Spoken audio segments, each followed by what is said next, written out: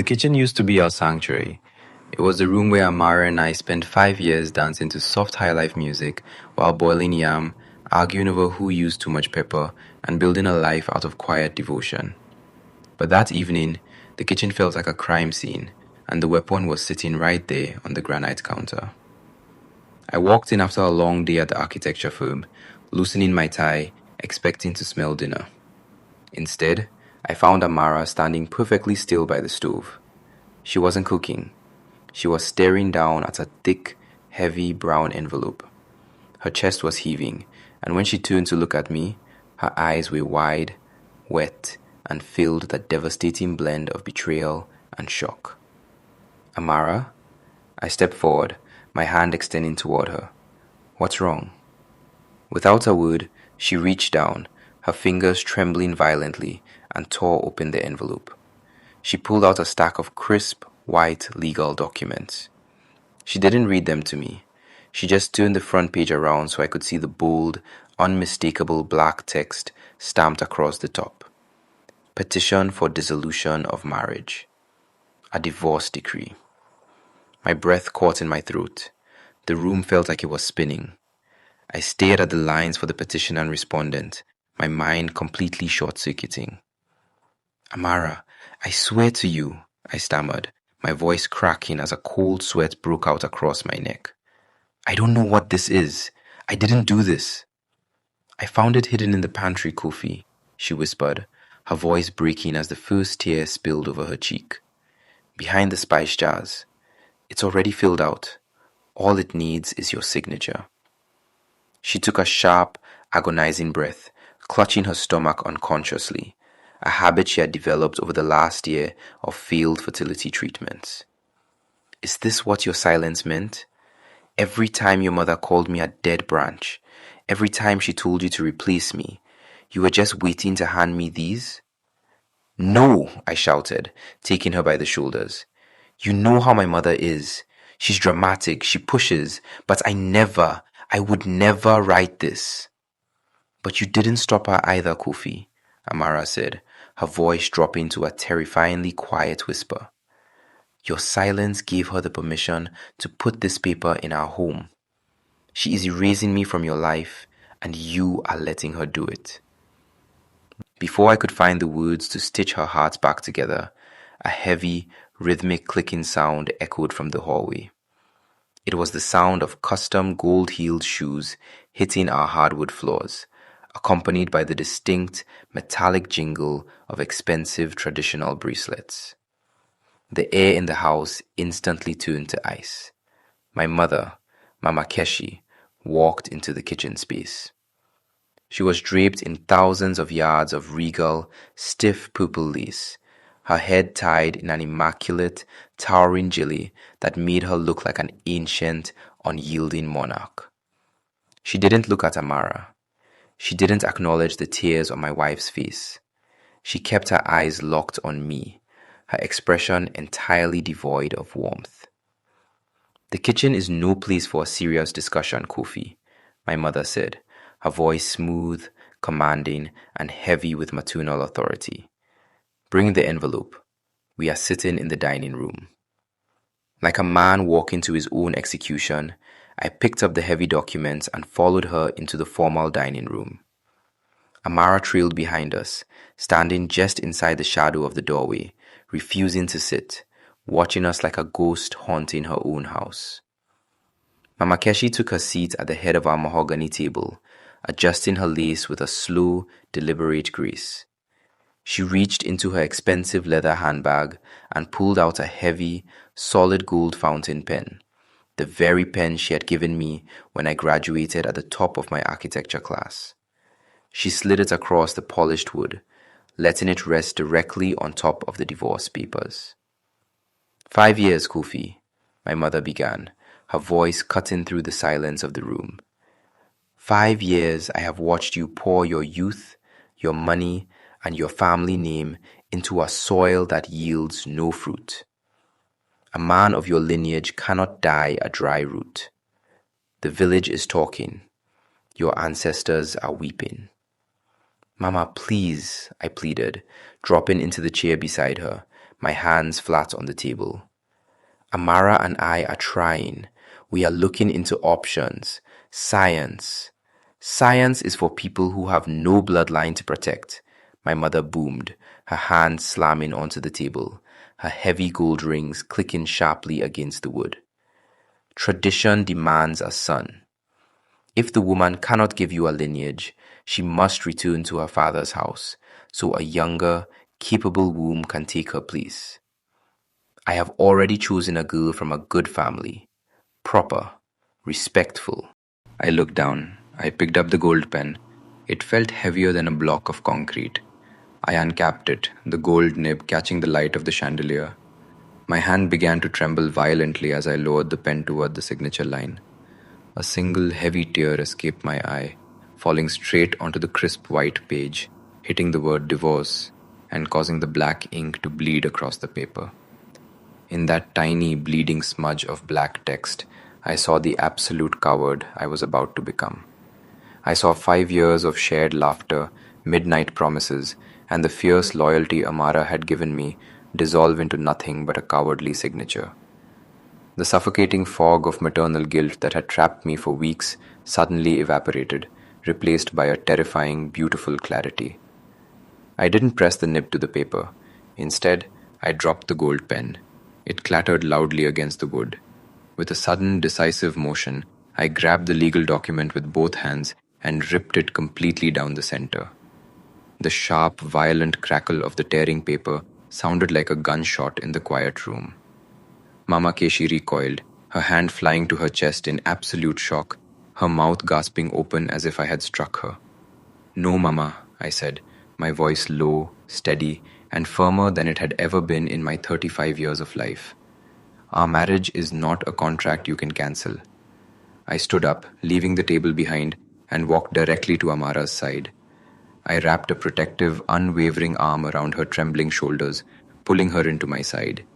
I looked directly into the eyes of the woman who gave me life, and for the first time, I didn't blink. You see a dead branch, Mama, but we see a future you're too afraid to imagine, I declared, my chest heaving with adrenaline. We have hope. Hope that we can define our own family, our own way. There are so many possibilities for us. We don't have to live by a script written 100 years ago. We are choosing love over your fear. We are choosing each other. Mama Keshi rose slowly, her posture rigid, her face hardening into a mask of pure ice. She stared down at the torn papers on the table as if they were a personal insult, completely refusing to meet my gaze. Then you choose a life without a mother, she whispered, her voice cutting through the room like a frozen blade. A life without a name. You have traded your blood for a dream that will rot. Without another word, she turned and swept out of the room, her heavy gold jewelry jingling with a cold, angry rhythm. A second later, the front door slammed with a bone-shaking thud that vibrated through the floorboards and left Amara and me standing in the echoing silence. The echo of that slammed door seemed to linger in the corners of the house all through the night. But by the next morning, the atmosphere had miraculously changed. The harsh, defensive shadows of the confrontation were gone, replaced by a warm, golden sunlight pouring generously through our kitchen window. The kitchen was filled with the rich, comforting scent of fresh breakfast. I walked in, adjusting my shirt for work, and found Amara humming softly to herself as she set a steaming plate on the table. For the first time in months, the lines of constant anxiety had faded from her face. She looked at me, and we shared a quiet, profound look of understanding. This looks amazing, I said, a genuine smile breaking across my face as I sat down. I'm ready to get back to the office and finally focus. There was no need to look backward. I had already made it clear to her the night before that the pain of the past didn't belong to her. We didn't need to waste our breath on old ghosts or the heavy burdens my mother tried to place on our shoulders. We had a new blueprint now. Amara sat across from me, resting her warm hand over mine. Don't forget, I reminded her, squeezing her fingers gently. I'm leaving the office early today. We're still going to see that specialist at 5 p.m., right? I already confirmed the appointment, she replied, her eyes shining with absolute trust and a spark of genuine excitement. One day, Your mother will see that love and hope go hand in hand. Go. Have a great day at work. I left the house feeling like a man reborn, utterly convinced that the worst of the storm had passed and that our unity had won the day. But while Amara and I were celebrating our newfound peace and looking toward tomorrow, a completely different structure was being assembled across town. My mother had not crawled away to lick her wounds. She had retreated directly to her fortress, her own home, and summoned her closest friend, Auntie Bola. Bola was a woman who wore tradition like heavy armor and used tribal expectations like a weapon. That very morning, as Amara was pouring my coffee, my mother was pacing her dim, suffocating living room, her heart growing more bitter by the minute as she stared at her silent phone. "He's pretending I don't exist," my mother hissed to her friend, her voice trembling with a toxic mix of rejection and fury. "He's following her plans. He's ignoring his own blood." Auntie Bola sat on the velvet sofa, sipping her tea with a sharp calculating gaze. A slow, crooked smile spread across her face. "Let him plan, Keshi," Bola whispered, her voice like a serpent in the grass. "Let him believe he's free. The higher he builds his little dream, the more it will utterly crush him when it falls. A sun always returns when the hope he found turns to ashes. Is everything in place?" My mother paused, looking at the older woman, and slowly nodded. The trap was set. I knew none of this as I sat at my office desk the following afternoon. I was completely immersed in my work, architectural blueprints spread out across the heavy drafting table, finally finding my professional rhythm again.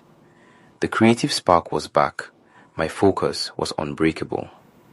Then, at exactly 2:15 p.m., my phone screamed against the wood of the desk. The screen flashed with Auntie Bola's name. A sudden, irrational knot of dread gripped my stomach.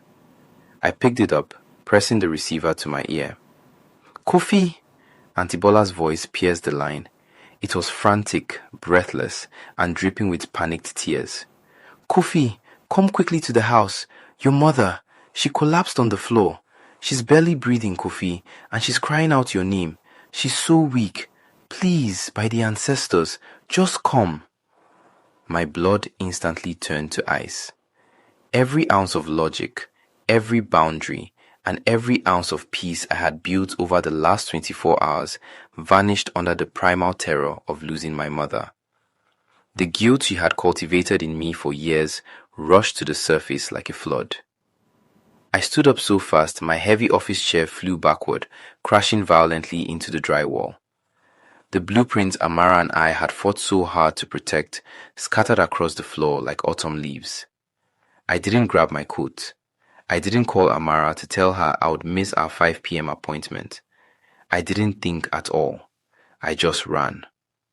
My chest heaving, I sprinted blindly through the office hallway and out into the parking lot. I thought I was running to save a dying woman.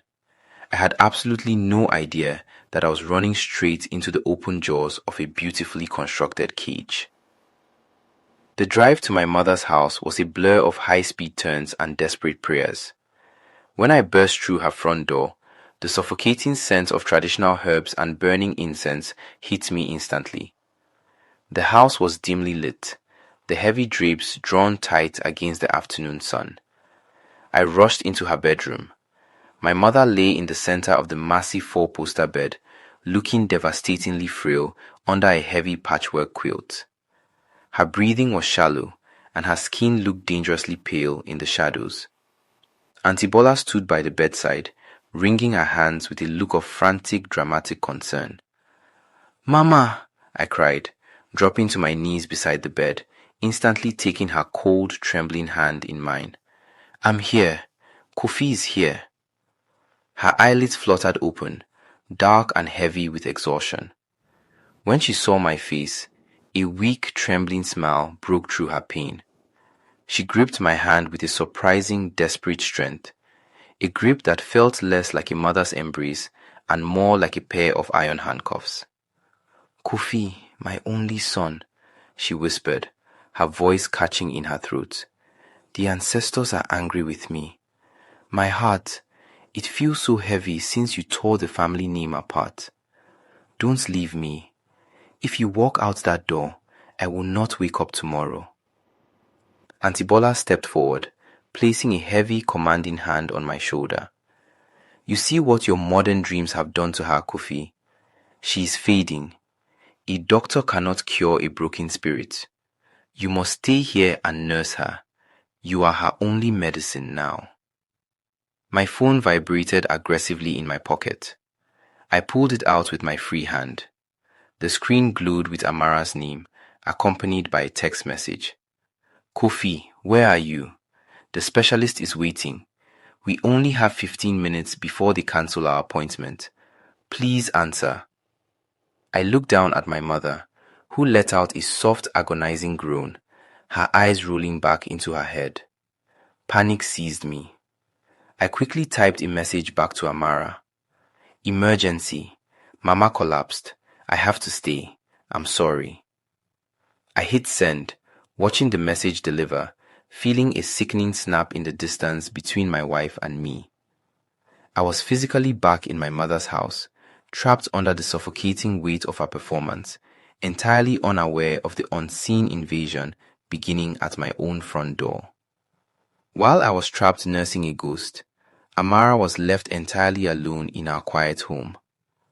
The silence of the house, which had felt peaceful just that morning, turned hostile. She sat by the kitchen window, staring at her phone, her heart sinking lower with every passing hour. A sharp, demanding knock on the front door shattered the silence. Didn't find me. She found Auntie Bola standing on the porch, holding a beautifully woven traditional basket, covered with a vibrant piece of ashwoke cloth. Bola didn't wait to be invited. She swept past Amara into the living room, her eyes scanning our modern decor with a look of subtle, calculated disdain. Amara, my dear, Auntie Bola said, her voice smooth and dripping with performative sympathy. I brought some traditional pepper soup to help you keep your strength up. A house without a husband is always a cold place. Amara stood in the center of the room, her hand unconsciously wrapping tightly around her stomach, her posture guarded and suspicious. Where's Kofi, Auntie? He said it was an emergency. Auntie Bola placed the basket on the dining table, right over the spot where the divorce papers had been destroyed the night before. She turned around, a sharp, calculating glint in her eyes. He is where a good son belongs, Bola said, leaning in closely, her words laced with a quiet, destructive intent. He is at his mother's side, wiping the sweat from her brow. He looks so exhausted, poor boy. Carrying the weight of a cursed marriage is a heavy burden for a young man. Amara's face hardened, though her eyes filled with sudden pain. Our marriage is not cursed. Is it not? Auntie Bola asked, a cruel, mocking smile touching her lips. 5 years of empty rooms, and now his mother is dying of a broken heart. Kofi is a man of lineage, Amara. He belongs to his people. He's doing his duty to his mother now. But you must ask yourself, how long will a man stay with a woman who brings nothing but winter to his family? With those final poisonous words, Auntie Bola turned and walked out, leaving the basket behind like a ticking bomb. Amara stood alone in the fading light, the first deep cracks of doubt beginning to anchor themselves in her heart. The separation between Amara and me quickly turned from days into a grueling week. Every time I tried to reach for my keys to drive home, my mother would suffer another sudden, terrifying relapse. She would clutch her chest, her breathing turning erratic, forcing me to stay by her bedside. I was being systematically starved of the truth, completely blind to the fact that the modern medical path Amara and I had chosen was being quietly dismantled behind our backs. Back at our house, Amara was fighting a losing battle against an invisible enemy. Every time she called the fertility clinic to reschedule our appointment, she was met with cold, baffling resistance. "I'm sorry, Mrs. Bellew," the receptionist's voice stated over the phone one afternoon, But your husband called earlier this morning and cancelled the secondary laboratory test. He stated you were pursuing alternative options. Amara gripped the phone, her breath catching in her throat. What? No, that's impossible. My husband didn't call you. The caller verified all of Mr. Bello's personal security data and architectural business details, the voice replied firmly. The account is flagged as inactive. We cannot proceed without a new referral. Amara hung up the phone, her hands shaking with a terrifying mix of betrayal and fury. She tried to call me, but my phone went straight to voicemail. Auntie Bola had quietly switched it to silent while I was in the kitchen preparing my mother's tea. Desperate for answers, Amara walked into our bedroom to look for the original laboratory paperwork. As she reached for the bedside table, she froze. Resting in the center of the dark wood was the black and white ultrasound photo from our private specialist, the one piece of tangible hope we had left. But it was no longer whole. Someone had entered our home while she was out. The image had been methodically, cleanly ripped down the center, tearing the grainy silhouette of potential new life completely away from the margins. It was a cold, deliberate declaration of war. My mother's shadow had reached directly into our sanctuary, and Amara was left standing over the wreckage, entirely convinced that I had given up on our future. By the 8th day of my confinement, the atmosphere in my mother's house shifted from a sick room to a strange orchestrating court. My mother's health miraculously began to improve, her color returning, though she still refused to let me leave the premises. I was walking down the hallway toward the kitchen when I heard voices whispering behind the heavy mahogany doors of the formal sitting room. It was my mother and Auntie Bola, their laughter low and triumphant. He's thoroughly broken, Keshi, Bola was saying. He hasn't spoken to the woman in 48 hours. The modern dream is dead in his eyes. Good, my mother replied, her voice strong and entirely devoid of the frailty she had displayed for days. The family line will not end in that quiet house. Is she here? She is waiting in the guest wing, Auntie Bola whispered. She is perfect, Keshi. Modest, traditional, from a good family in the village, she knows how to respect the mother-in-law, and her womb is ready. My heart stopped. My breath caught in my throat as I quietly pushed the door open a fraction of an inch, peering through the crack into the brightly lit sitting room. Sitting on the sofa opposite my mother was a young woman I had never seen before. She was beautiful, dressed in immaculate conservative traditional attire, her hands folded politely in her lap. She looked exactly like a younger version of Mama Keshi, a living portrait of the past, waiting quietly in the wings to step into the life I had torn apart. The realization hit me like a physical blow. The collapse, the frantic phone call, the illness, it had all been an elaborate, calculated simulation. My mother hadn't been dying. She had been clearing the stage to replace my wife. The immense guilt that had bound me to this house for days evaporated in a single second, replaced by a cold, burning rage. I didn't storm into the room. I didn't shout. The time for shouting had passed. I backed away from the door silently, my boots clicking softly against the hardwood floors as I turned and walked straight out of the house. Kofi! Auntie Bola's voice called out from behind me as the front door clicked open. Where are you going? Your mother needs her tea. I didn't look back. I stepped out into the blazing afternoon sun, threw myself into my car, and slammed my foot onto the accelerator. The engine roared to life, the tires screeching against the asphalt as I sped away from the cage my mother had built for me. The drive back to my real home was a frantic race against time. I called Amara repeatedly, but her phone went straight to voicemail. The silence from her end was terrifying. When I finally tore into our driveway and ran through the front door, the house was dead quiet. The warm, bright peace from a week ago was gone. The kitchen was cold, a single plate of untouched dried food sitting on the counter. Amara, I shouted, my voice echoing through the empty rooms. Amara, please! I rushed into the bedroom and stopped dead in my tracks.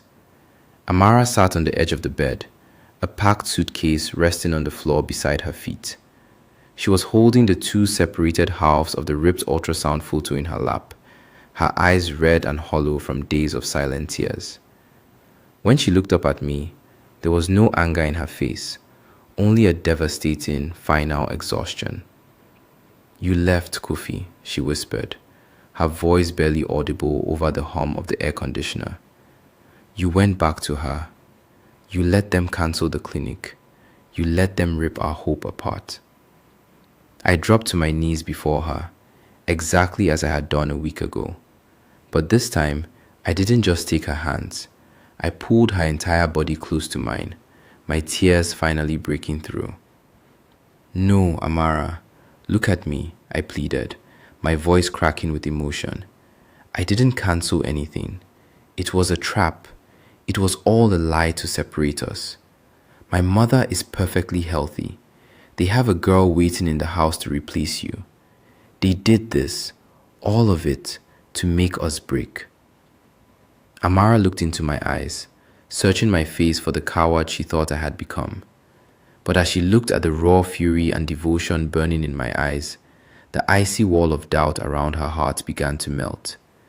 She let out a long, shuddering sob, burying her face into my neck as my arms tightened around her like a shield. We didn't run away. We didn't take the suitcase and hide. If we were going to build a future, we had to bury the ghost of the past once and for all. An hour later, the heavy mahogany doors of my mother's house burst open for the final time. Mama Keshi, Auntie Bola, and the young village girl were gathered in the dining room, a lavish spread of traditional food laid out on the table to celebrate their perceived victory. When I walked into the room, hands firmly interlocked with Amara's, the laughter died instantly. Mama Keshi stood up from her high-backed chair, her face contorted in a mix of surprise and cold fury. Kofi, she demanded, her voice booming through the room with all the authority she had left. What is the meaning of this? Why have you brought that woman back into my house?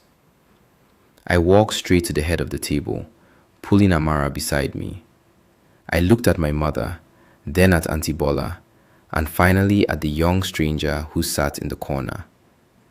The game is over, Mama, I said, my voice dropping to a low, terrifyingly calm register. I know about the clinic. I know about the collapse. I know about the girl you brought from the village to buy my compliance. Auntie Bola stepped forward, her mouth open to spin another web of lies, but I pointed a single, unyielding finger at her face. Silence, Bola. You have spoken your last word in my family's life. My mother stepped up from behind the table, her heavy lace rustling, her eyes burning with ancient, uncompromising authority. You dare speak to your elders this way? For a woman who cannot even give you a name? You are trading your own blood for a dream that will rot in the dirt. This woman is my name, Mama, I said, my voice echoing off the walls, stronger than the foundations of any building I had ever designed. This woman is my blood. We don't need your village walls to belong. We don't need your fear to grow. We are leaving, and this time there is no phone call, no illness, and no tradition that will ever bring me back. My mother stood perfectly still, her face hardening into a final mask of pure stone. She didn't scream, she didn't cry. She simply turned her back on us, looking out the dark window into the night, cutting the cord forever. I turned to Amara. We didn't wait for a blessing that was never going to come. We turned together and walked down the long, shadow-filled hallway toward the exit. As we stepped across the threshold, I reached out and grabbed the heavy brass handle of the front door. With a single decisive motion, I pulled it shut.